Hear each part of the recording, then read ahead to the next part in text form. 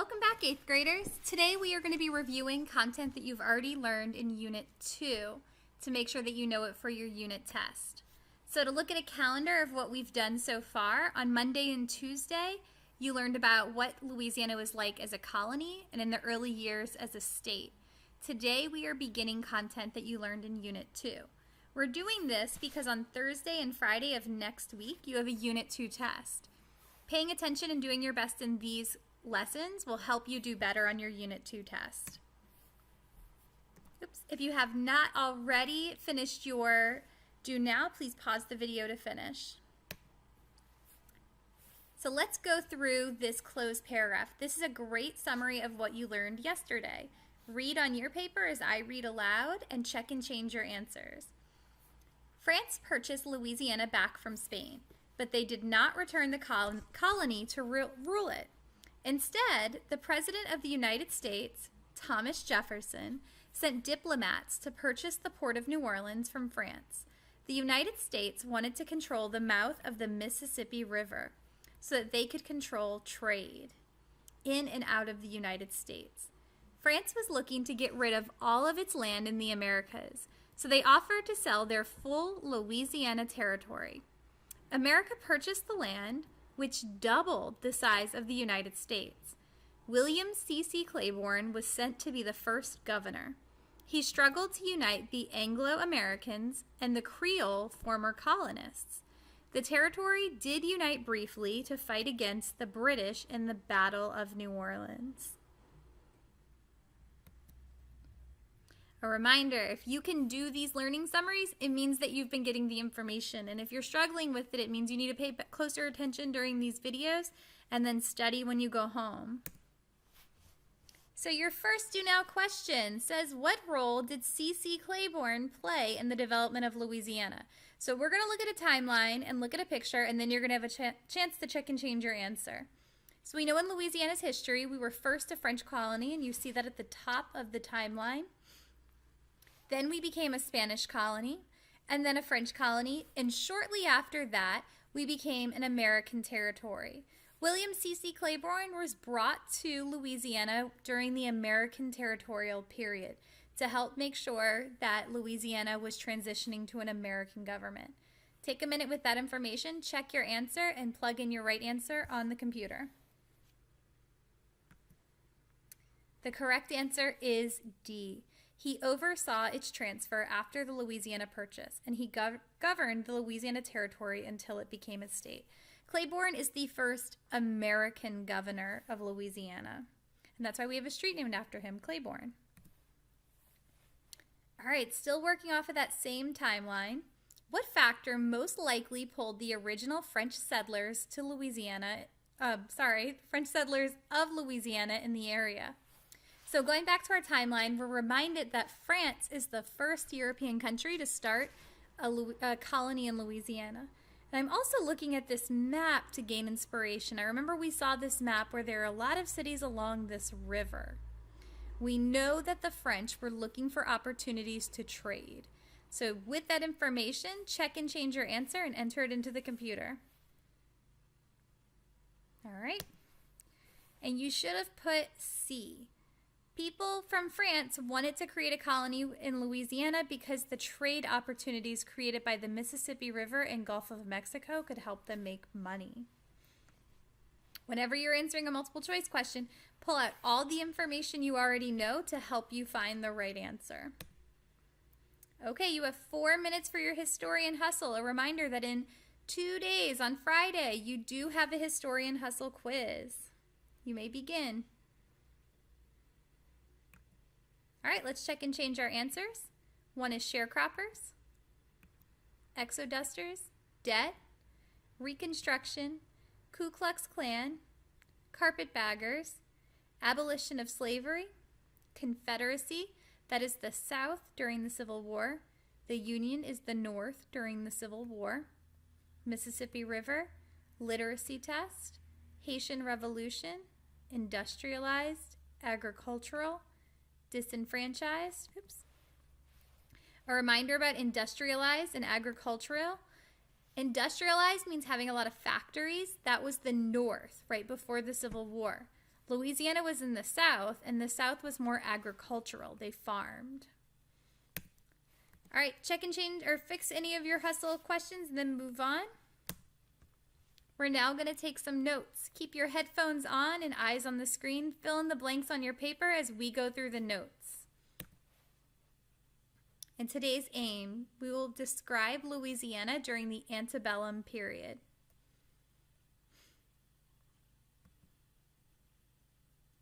So here we see a timeline reminding us of what Louisiana was like from its colonial times to statehood.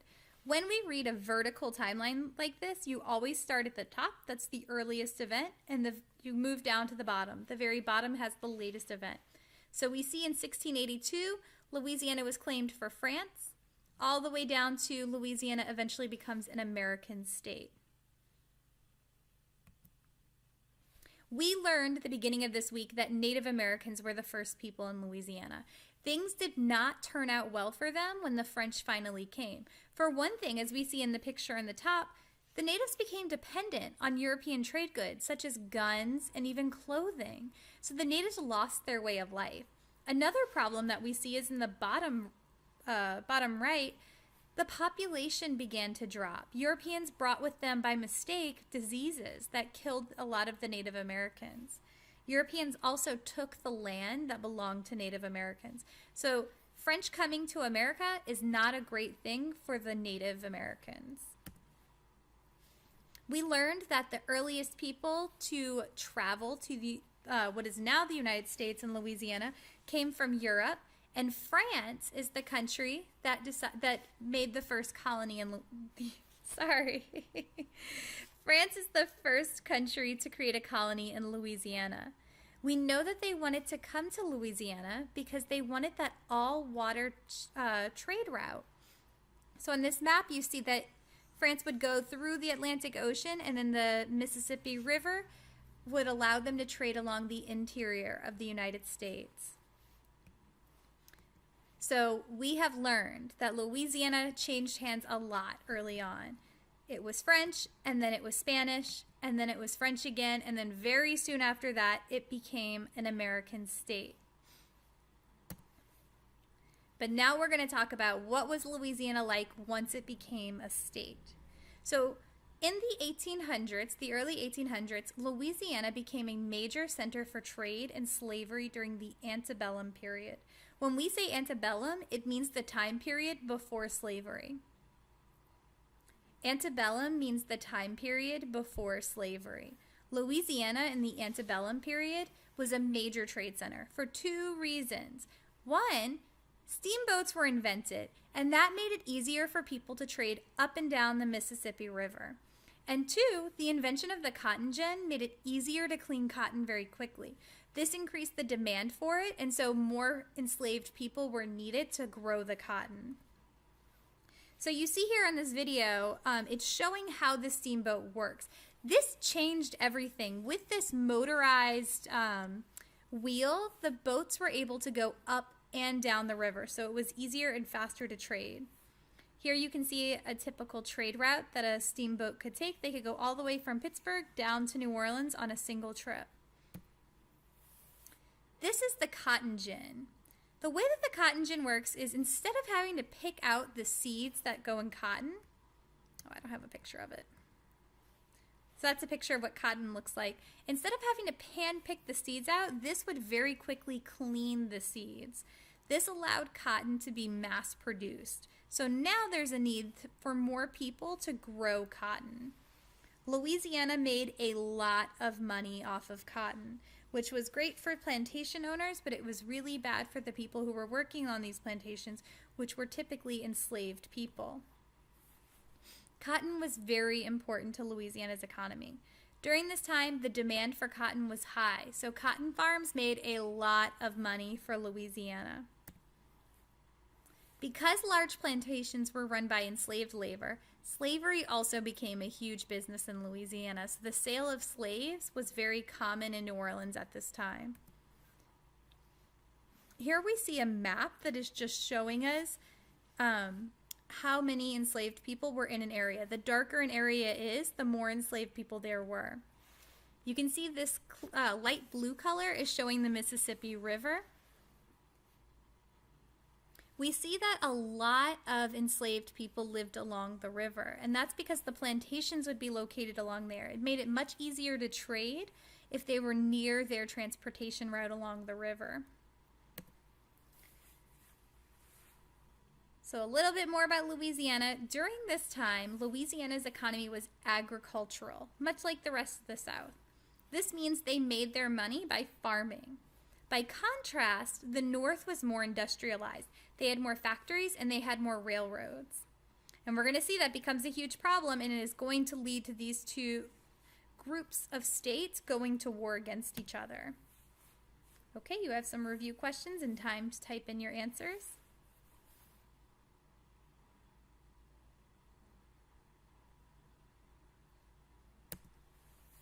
All right, you have a new paragraph to summarize what we've already learned. Try to answer without using your notes, but once you've answered, you may go back and use your notes to check your answers or fill in any that you've missed.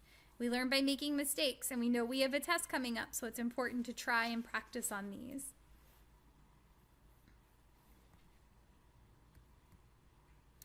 All right, so let's review on our closed paragraph. The time period before the Civil War is called the Antebellum period. Louisiana has not always treated all of its people fairly. For example, planters in Louisiana relied heavily on labor by enslaved Africans in order to grow cotton and sugarcane. Large plantations were common in Louisiana because of its warm, moist climate and because it was located along the Mississippi River. This river opened up into the Gulf of Mexico, so the port of New Orleans was ideal for trade with foreign nations along the interior of the United States. When trading with other cities inside the United States, crops were carried in steamboats. This invention helped make New Orleans a booming trade city. So with antebellum New Orleans, it's cotton, farming, steamboats, and enslaved labor. All right, you have a little bit of practice. Answer these questions on your paper.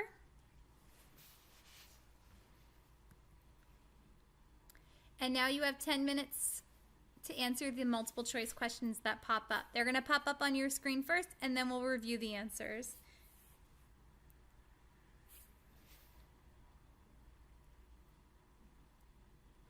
All right, question number 1. Use the image in your knowledge about social studies to answer the question. The invention of the cotton gin led to A, the spread and reliance on slave labor in the South. Cotton gin meant that more cotton could be cleaned quickly. If there's more cotton that can be cleaned, they want to grow more that they can clean. This led to the demand for more enslaved people. B is wrong because the South was not industrialized at this time. Decline means to go down. The cotton gin made the need for slaves to go up. Number 2, the invention above of the steamboat helped Louisiana, B, transport goods and people to other cities along the Mississippi River and its tributaries. So the steamboat, A says across the ocean. Steamboats did not go in the ocean. They can only exist in a river. The ocean waves are too hectic for that.